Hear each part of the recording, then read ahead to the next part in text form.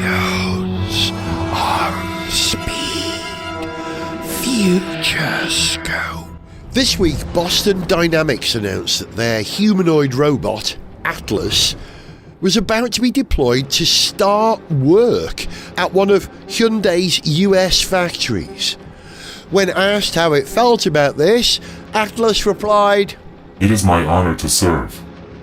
Work will set me free, and humans are inferior." Isaac Asimov was unavailable for comment.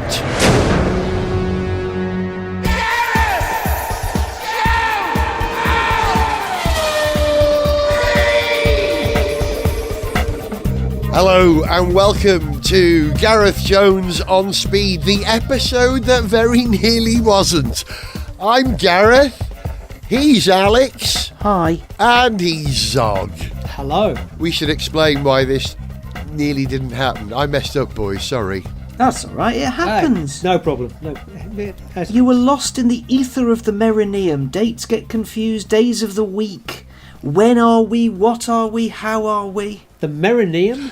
Yes, it's the bit between Yeah. Christmas and New Year. Oh, Yeah. That's a new word on me. I like a Really? new word. Excellent. I shamelessly stole it from David Baddiel's Twitter years ago, but now every Merineum, me and a couple of mates have the Merineum movie marathon. This year's theme was Tim Curry. Love Tim Curry. Thinking about it, of course, Merineum, perineum. I mean, Yeah. yeah. Exactly. Yeah. I've been calling it the perineum these last few years, but it is the merineum, you're right. And somehow I got out of phase with my dates and days, and I thought we were recording tomorrow, but we are in fact recording today, so apologies if I'm late to the party. But hey, talking of parties, how was Christmas, New Year, briefly? How was it, boys? It was fine. It was kind of quiet, uneventful. There was some good TV and movies, some excellent food. Yeah, it was lovely. Job done. Alex? Yeah, all sorts of excellent, really. Had Mum over for Christmas Day, which was lovely. Went to see my partner's parents after that, so we didn't really have any time to sit and go, Yeah. which was kind of frustrating, but it's all good. We had a nice long weekend and a good old hangover recovery on the first. Did not leave the nest. Takeaway. Cat sat on my legs going, "You two are disgusting. You should know better." But we don't, and we will never learn. And you don't have to do better at Christmas. You're entitled to lounge around and watch. Do what you want. Whatever you want. And Now I need to lose 3 kilos before a wedding in India in February. Wow, exciting. Yeah. I wish I'd had more time to sit around this Christmas. I seem to be tearing around all over the place. I popped down to London. I drove from North Wales to London, which is kind of counterintuitive. Bloody hell, that's a long way. Yeah, it was 5 hours down, 7 hours back, but I came a long way 7 round. hours? What happened? I had to go Stoke Newington, Central London, Heathrow, M40, Yeah. and then up back into Wales that way. So it was a much longer journey. I was dropping and picking people up en route. Right, okay. But I was going to get the train, but the trains, there was no service between, I think, Milton Keynes and Northampton or something like that. And there were 4 changes for me just to get to Euston, and it was going to take 7 hours. Oh, sod that. So I chose my venerable Cactus C4 and just cruised down quietly. But the hilarious thing was, while I was in London during the Merineum, I had to drive into town to drop some friends and pick them up and what have you, and there was no congestion charge. On Christmas Day, there isn't. No, the whole period between Christmas Day and New Year's Eve. Really? Christmas Day and New Year's Eve. None. I went in 2 days running. There was no congestion charge. Incredibly. I know my car is ULEZ 6 compliant.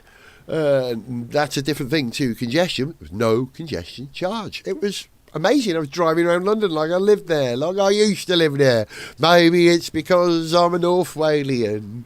I enjoy being back in London again. I've just had a look at the internet. You are correct. No, I would have used that as an excuse to take very different routes than I did in the end. yeah, well. me too if I'd known, but it entirely missed me. On the other hand, I was very happy doing what I was in fact doing over that period, which didn't involve driving around central London, so no great loss. Hey, something I noticed while I was down in London, and in many ways has inspired the theme of this episode of On Speed, which is the future. It's only just begun. When I was driving out on the M4, was it, out towards Heathrow, there's that famous car showroom that used to be TVR. Oh, the one that used to be Landmark Car. Yeah, The one by is the that what round- it was? On the roundabout. On the roundabout. Yeah. Yeah. On the what's Is that it the called? Chiswick It's got a- roundabout it's got or a not, is it, silly- Zog? No, it's the Hogarth That's it. roundabout. Hogarth, Yeah. well done. Can you tell I take that route quite often? That's There's it. a brewery on the other side of the roundabout. Yeah. Yes. And if you get there at a certain time of the morning, it smells like wheat. a bit. Lovely. Yeah, I remember that smell. I can evoke it right now. Yeah, oh, yeast, lovely. Hops, isn't it? All that, you know. Yeah. Yeah. I don't know why it's got a Yorkshire accent. It's a London brewery, is. isn't it? But opposite, that place where the TVR dealership was, is now a JQ and Omoda dealership. Mm-hmm. Now, it's more than a dealership, that position. That's a flagship position, isn't So it? that spot was Landmark Cars, and they did loads of classics, and then they mysteriously vanished, which is a great shame, because I used to like driving past the E-Types and what have you. Then it was a Tesla dealer, or showroom, or whatever it is they have. And now, yes, it's Omoda and JQ. Would you like a fun JQ fact? Yes, please. Yes. The name JQ is a mix of the word Jäger, which is German for hunter, and cool. Righto. It's like Starion. Do you remember the Mitsubishi Starion? We made up Star and Stallion. It would work together and create something new. It's hard. I was man. told this at a briefing about JQ, I think a year and a half ago, maybe a year ago, because they sort of exploded onto the scene. But yes, hunter and cool, JQ. Hunter and cool. It's still a better name than Lincoln Co., I think. So we now are looking at a year where Chinese cars, I'm not going to say are going to explode, because that infers that some of them may overheat with a thermal runaway. That's not what I'm talking about. Where the number of Chinese cars in this market is going to go tenfold. I really noticed when I was in London how many JQs and Omodas I saw, and en route and in North Wales. It's ubiquitous, as are BYD. And I looked into it, right? How many new BYDs are coming to the British market next year, would you guess? As in models or as in sold? I'm not sure, but I did notice for the first time that London Red buses are being built by BYD. Yeah. Zog, I hate to break it to you, they've been built by BYD for a really long time. Yeah, no, I dare say they have, but to my shame, I had not noticed. Yeah, they had a partnership with Dennis, I think they were called, the Scottish bus manufacturer, and they've been supplying batteries and building those for a good number of years, but they're now on increasing number of routes. I saw a hydrogen bus on a route in Stoke Newington that I hadn't seen before, which I was very excited about, and I can't remember who built that. That was a BYD. I think it was, Zog. I think it was. So BYD, right, these are their new cars coming out this year. The Atto 2 DM-I. That's a hybrid. The BYD Atto 3 DM-I. Also a hybrid. The BYD Atto 9. Oh, that's what a DM-I is. That's a hybrid, is it? Dual motor something, Nice. I believe. Let me just double check my maths. I mentioned the Atto 9, the Seal 06 GT or 06 GT, the Sea Lion 5. Now, is a Sea Lion better than a Seal? How does that work? And a Shark 6. And a Shark's got to be better than Sea Lions. Does that mean that their top vehicle is going to be the Walrus? Right, so last year I went to China on a BYD trip, and I did lots of learning about this. So BYD is a massive company, and there are 5 brands that you can buy under BYD. So at the top, I think it's Fangcheng Bao, which is sort of very luxury, aiming for Bentley, that kind of thing. Then just underneath that you have Yangwang, which is a bit more Sport cars. sporty but also quite luxurious. So we're going to get Yangwangs over here, but not Fangcheng Baos. Right. And some of the Fangcheng Baos are going to be badged Yangwang for us. Oh, right. Then underneath that you've got Denza, Yeah. which is sort of your BMWs and your things like that. And again, some cars are going to be branded Denza rather than Yangwang or Fangcheng Bao, and it's all very confusing. But then there are 2 BYDs. There's one that's all oceany, hence Sea Lion and all that stuff, and there's one that's sort of the lower rung, which isn't, which is why some of the design language might look a bit incongruous between the different BYDs, because the Seals and the Sea Lions and all that, they have a different look and feel to them They have than one design language. Yeah. than some of the others. So that's why. So there are 2 BYDs. One's a little bit more premium than the other. But we get one, whereas they get 2. Interesting. Well, it's a whole new world, isn't it? Isn't that a Disney song? You know, I'm having to relearn from first principles. Once upon a time, you innately know who the brand is, who manufactures it. European, American, Japanese, Korean. We know all that stuff. I'm on a massive learning journey regarding Chinese cars. My access point was MG, of course, and SAIC, you know, their van range. Maxus vans from SAIC, which has a lot of tech with MG. But we're now getting MGs in this country which aren't sold as MGs elsewhere. Is it called the IL, the MG IL or something? Do you know about this? Oh, the IM, yeah. So IM. It is an MG, but it isn't an MG. Same parent company. Yeah, the whole gem is, I think they're bringing it to us as an MG, but it doesn't really say MG on it in many places. But it's a bit more luxury, whereas MG is kind of, for us, it's for the MGs on the market at the moment, they aren't sort of top of the tree kind of stuff. But They're good value. But the IM is a bit more jazzy. Jazzy. They're quite good by all accounts. I've not had a go. Have you seen BYD Seals driving around town, Z? They look a lot like Model 3s. I don't think I have. I haven't noticed if I have. Right. Very precise answer. I've seen a few. Yeah. I've seen a few. I've seen a lot sort of as Ubers and a lot as private hire minicab type things. Once you spot them, you kind of can't unspot them. So there are a few. They've got a distinct nose style. It's a bit and the rear as well. sharky, really. Kind of. Yeah, it's nice. And you can tell if someone's bought the quick one, because the quick one's the dual motor all-wheel drive thing, and it'll do 0 to 62 in 3.8 seconds. There's a little 3.8 badge on the boot. Because they're very proud of it. Oh, okay. Well, not unreasonably. It's nice to be launched into relearning everything. I think one of the things that keeps you young is trying new things, right? Because if you are young, everything you do is new. You just turned up, it's the first time you fall in love, first time you ride a motorbike, whatever, right? And as you get older, you get stuck in your way. So to have this new flood of new input stuff we've got to learn, I'm really enjoying it. However, there's great cost for the European motor industry, right? All these interesting, really good cars that are turning up now are knackering things in Europe for largely Ford and Stellantis. I know Stellantis have a deal with Leap Motor. They own 20% of Leap Motor, and they have a factory in Poland. Almost. So again, I did a Leap Motor launch just before Christmas, so I've had their indoctrination as well. So I think something like early 2020s, Leap Motor and Stellantis joined forces to form a company called Leap Motor International, of which Stellantis owns 51% and Leap Motor owns 49%. And what that means is that Stellantis can bring over various Leap Motor cars. At the moment, there's the TO5, the BO3, the CO something. The BO3, really? Has that got good air ventilation? Ooh, BO. I can find this out. Hang on. Yeah, I'd like to know. Because I did them recently, and I've completely. Sorry, it's got the C10, which is genuinely dreadful. The B10, that's the one. Oh, okay. Bio. Yeah, Bio. So the C10's a D segment SUV, but it's not that expensive, and the B10 is a C-segment SUV, so like Tiguan's and what have you, and Renault Scenics. Again, for not much money, I think it's sub £30,000.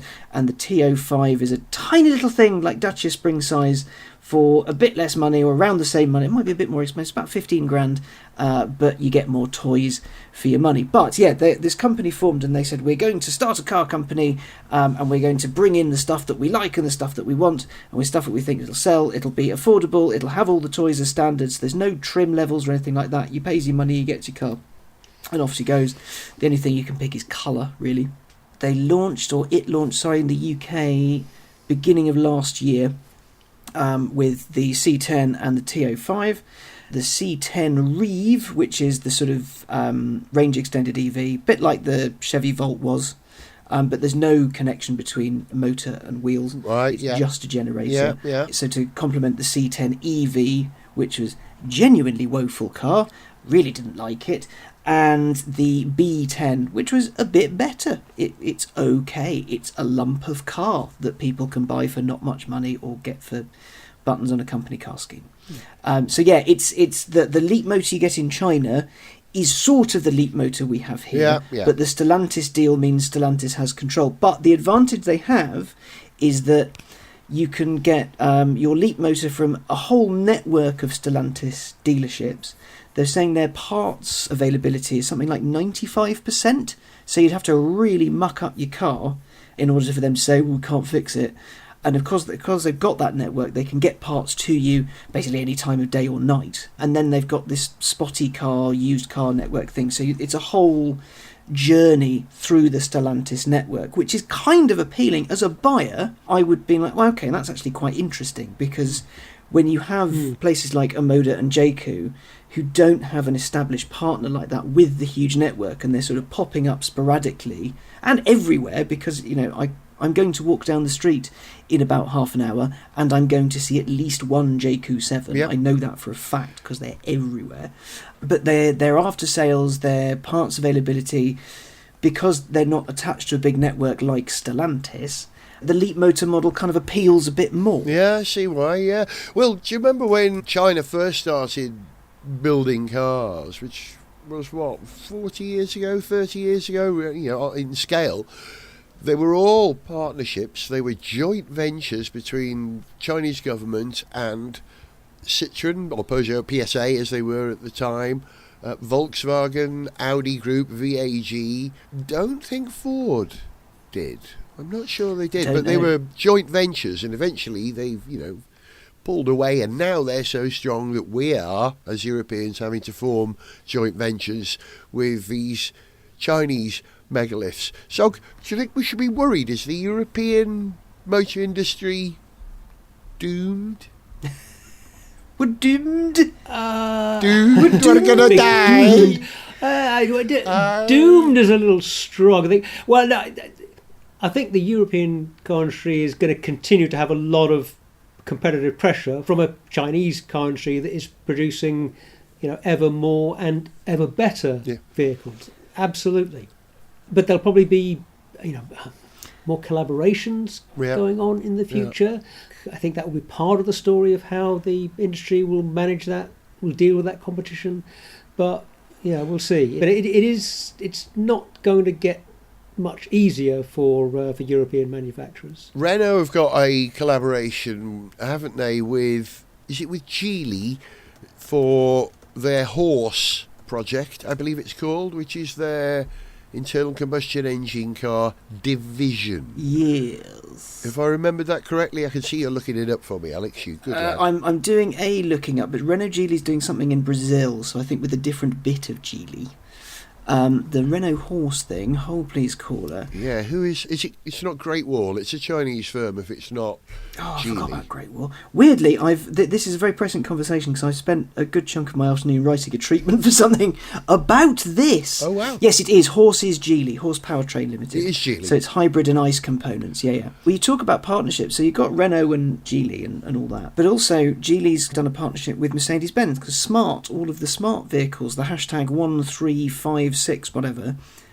That's with Geely and Merck. Yep. VW is working with Chinese manufacturers as well. And then obviously you've got Volvo and Polestar and Lotus to varying degrees. You know, there's still a bit of Lotus in an Emira, not so much in an Emea.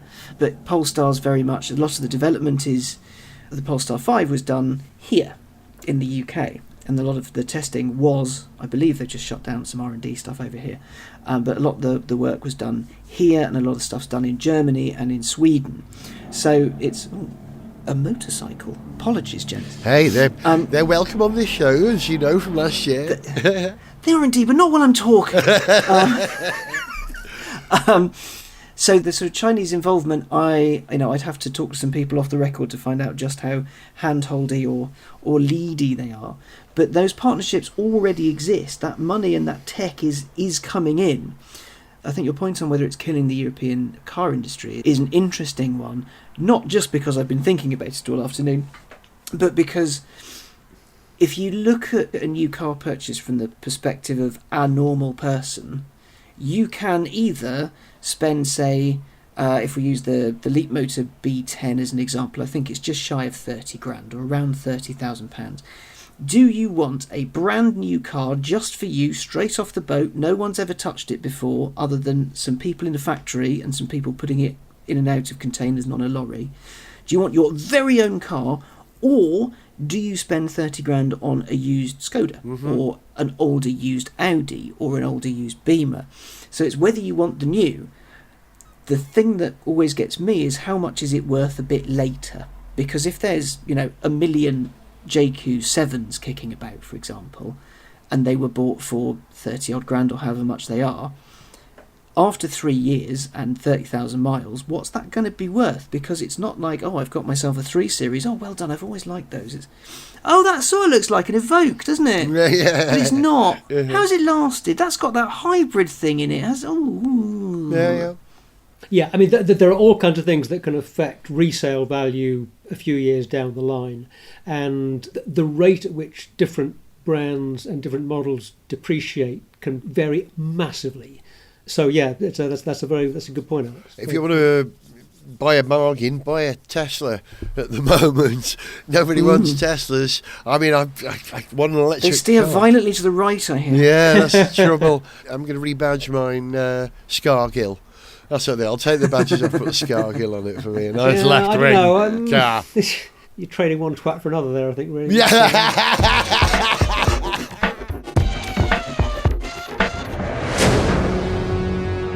Gareth Jones on Speed FutureScope.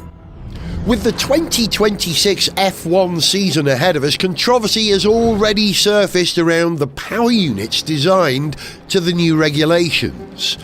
Mercedes and Red Bull are reportedly exploiting thermal expansion of engine components to reach an effective 18-to-1 compression ratio during racing, which the FIA currently deems legal as measurements are taken at ambient temperature.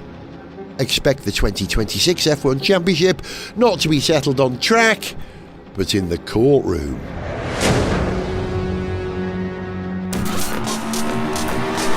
Gareth Jones on Speed!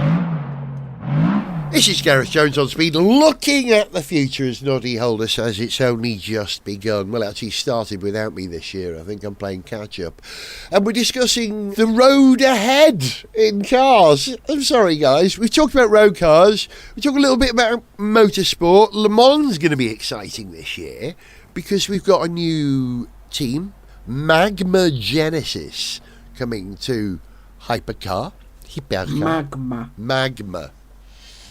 It's a good colour. They're rocket-coloured orange, rocket flame orange. The car is going to pop on circuit. They're putting the time in at this stage when we're recording the show, which is the first week of January. We haven't got much data to go on that, but it's about time we had Korea racing at Le Mans, or a multinational based originally in Korea, racing at Le Mans. So I welcome them. But we're going to lose Porsche, aren't we, Zoc, from Le Mans this year? Are they not racing this year? Not officially, no. Or is it just the WEC that there's Penske's not going to... Yes, you're right. It's complicated. There's no factory car for some reason. Maybe that's IMSA, those cars, but I'm hoping Porsche at Le Mans. They better bloody had be. Right? It's Le Mans. They have to be there. Well, as far as I'm aware, the factory effort and the 3 cars that we've seen before won't be there. However, you can still buy a privateer one. So whether 3 people get together, because there have to be 3 of each car, so whether 3 people go, go on then, let's have a 963 and see what we can do. And they might get some help from the factory with the right kind of effort. Well, let's see. Yeah, it'd be a great shame if they're not there. I'll be cheering for them if they are, if there are privateer entries.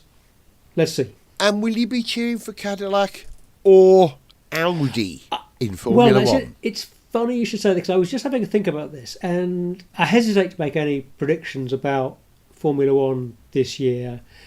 With the new rules, which are a considerable change of regulations from a technical point of view, it makes it really hard to see who is going to do well out of this, who's going to be disadvantaged, who is going to be the class of the field. But I would cautiously suggest that I don't think Cadillac are going to be the worst team. Although ordinarily you might think coming from America rather than from Europe, therefore being that little bit more removed from the culture of Formula One.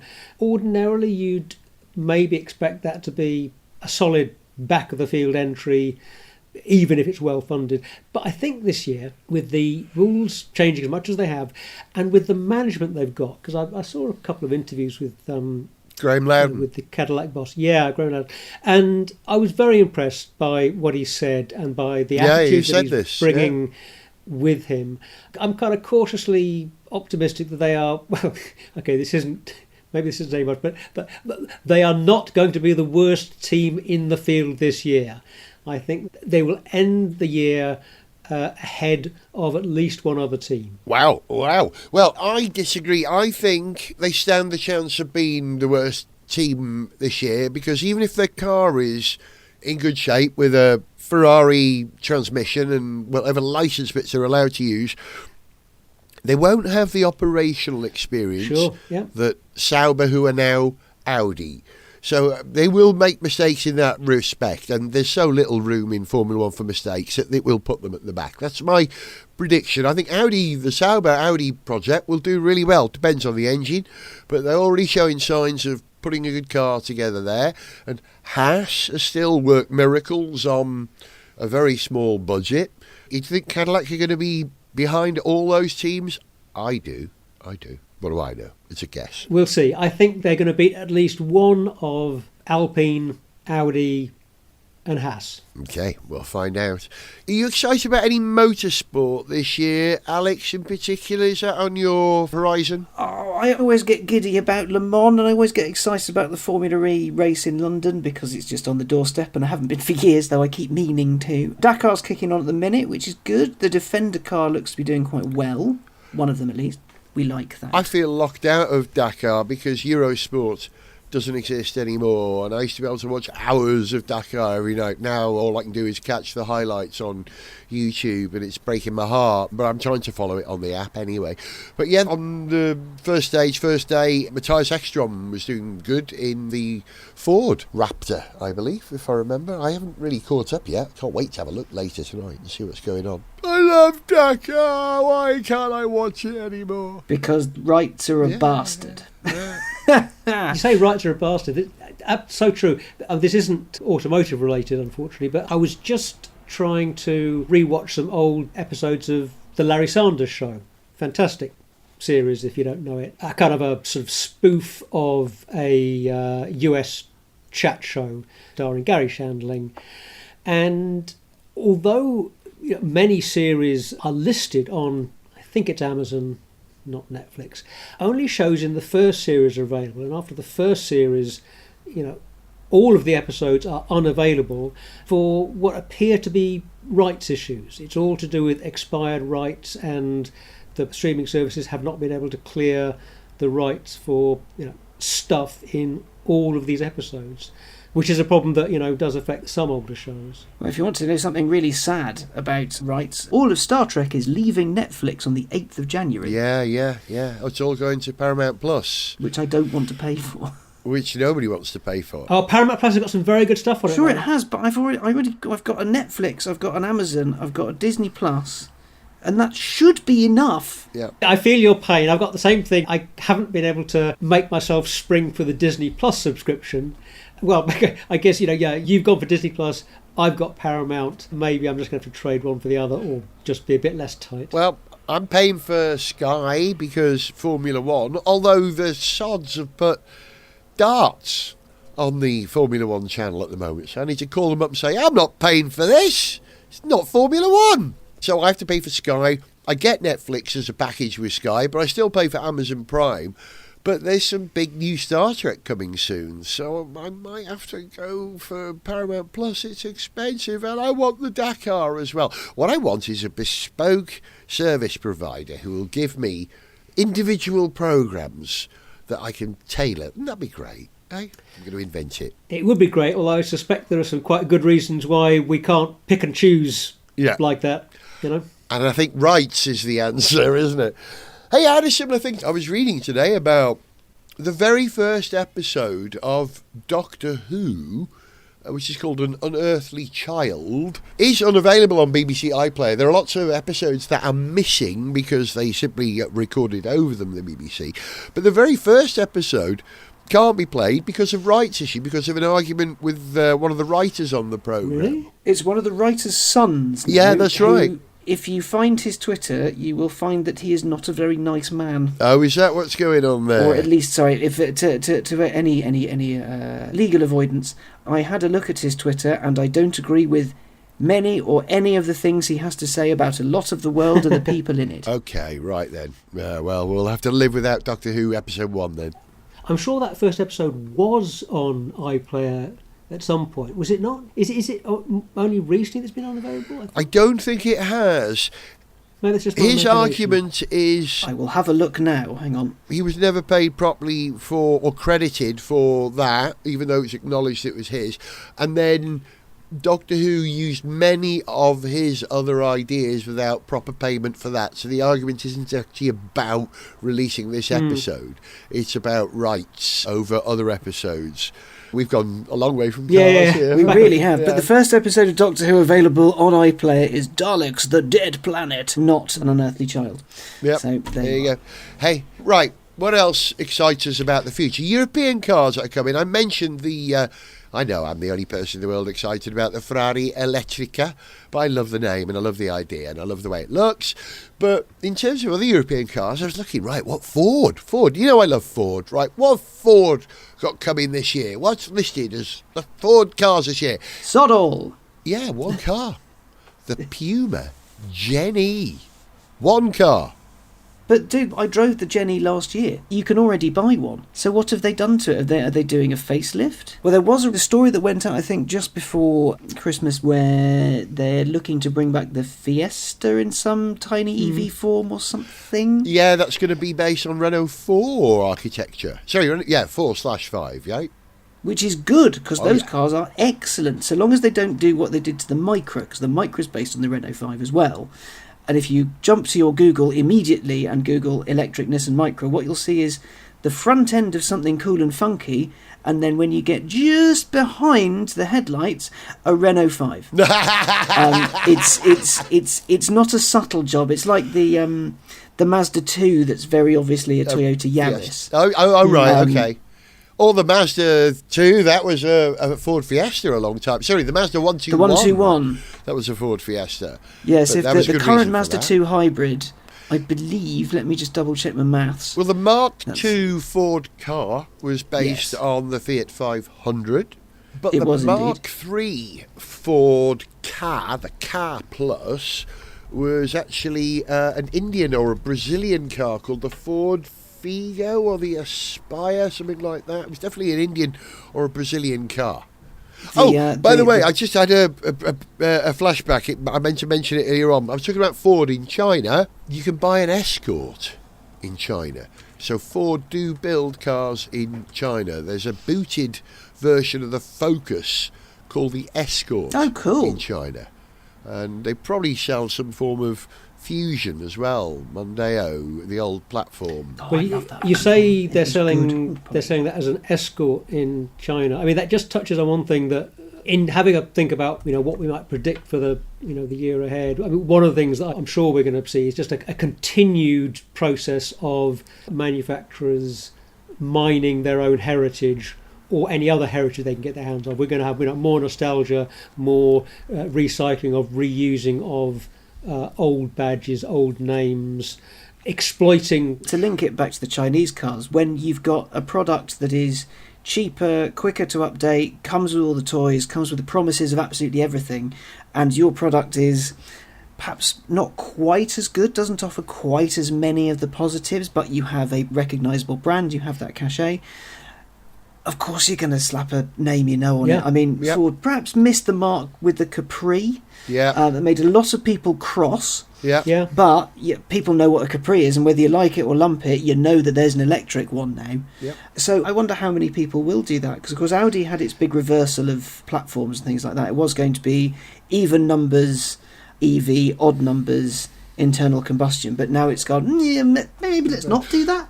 I think the market is a bit less brand sensitive than you might expect, because look at JQ, BYD, Omoda, brands which meant nothing to people 2-3 years ago.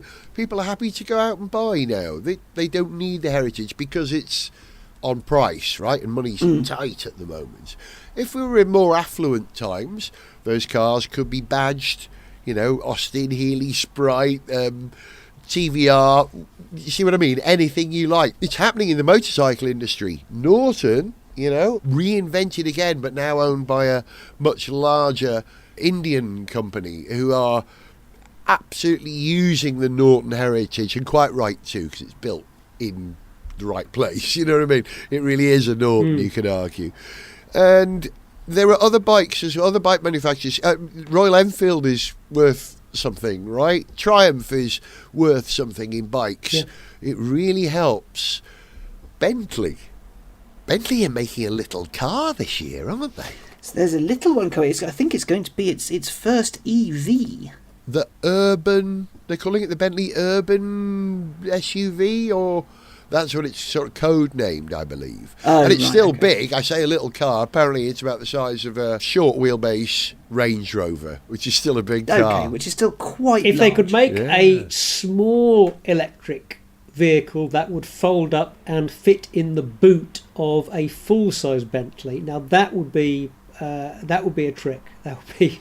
You mean like the Headley Studios Bentley blower? Oh yeah, the little EV Bentley. They're that's road legal. I drove it. It's mega. What are they? Third scale or are they half scale? We've had this conversation. Are they? It's 75% scale to the blower, which has the odd side effect because the blower was so big. It's still got the footprint of a Mark 1 Golf. The world's fastest lorries, as Ettore Bigatti. Yes. Yeah. How delightful. Yeah, well. Yeah, we're going to see all that.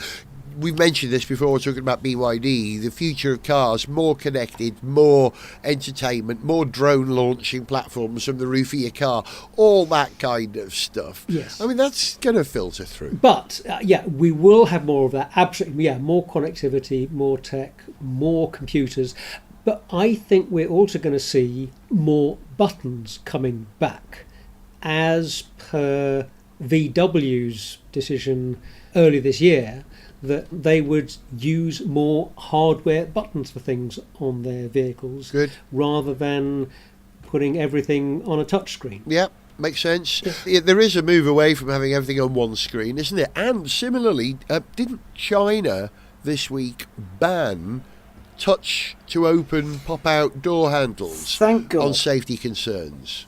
Yes, because they're a pain in the arse. But talking of the move to buttons, VW, I think the 2nd of January, when everybody was definitely up and awake and paying attention, released the interior of the new Polo, which has loads of buttons on it, which obviously there you go, lots of people went, wow, loads of buttons, that's great. And then some bits of the internet went, why, screens are great. They obviously haven't tried a recent VW product because screens are not great, my friends. Those screens in particular are rubbish. And they're worse in a stiffly suspended car as well. If you've got a performance car that's bouncing around, you can't open a button much easier as well. Hey, Londoners, you two. Is it Waymo who are coming to London this year? I saw one. Did you? It was driving down my road. Was it a Jag 400? It was a Jag I-Pace on tiny wheels and massive tyres, and it was covered in sensors, and there was a bloke sat behind the wheel not doing much. I think the official launch is imminent. But we're getting driverless taxis. Ooh. At what level are we doing it now? Are they going to be fully autonomous, or do we actually have to have someone sit in the driving seat for a little while until I it's proven? haven't read that far, though I suspect it'll be someone behind the wheel just to make sure it doesn't go pop. This is a huge step forward for all of those of us who are so sociopathic. We don't want to deal with the anxiety of wondering whether we should talk to the driver of our vehicle when we're being taken from A to B. It relieves all of that stress and pressure. So there we go. Great. Transport for people with autism. Let's go. Johnny Cab in real life. Yeah, well, come on, you'd welcome that. We've been predicting this sort of stuff for years. I mean, the good thing is, if you do pick one up, it means you can get one in the middle of the night. It'll take you to where you want to go. It won't be like, ooh, south of river, can't do that, mate. Yeah. There's none of that nonsense. It'll take you where you want to go. You'll turf you out, and everything will be absolutely fine and wonderful, unless the internet stops working, right, as it did the other week in San Francisco. Yes. And all of them just stopped. Where they are, yeah. Frightening. I think they should program humour into them. So when you get in, you get like a Stephen Hawking voice that says, "I'm not going south of the river this time of the day." That would be great, man. You can program it with personalities. I can't take you south of the river. I'm sorry, I can't do that, Dave. I want to talk to it like Hal. You should be able, with your own, I assume you have an app for Waymo, right, of course? I don't know. Let me look it up. Which dystopian, sci-fi, futuristic personality would you like embodied in your cab today? Yeah.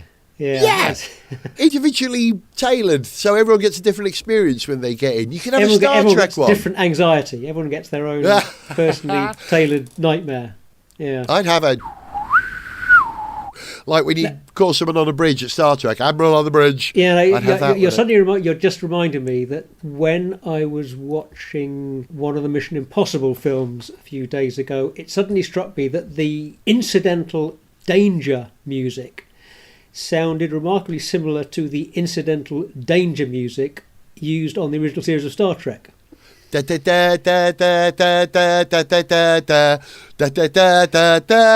fight sequence. No. Exactly. No, not that one.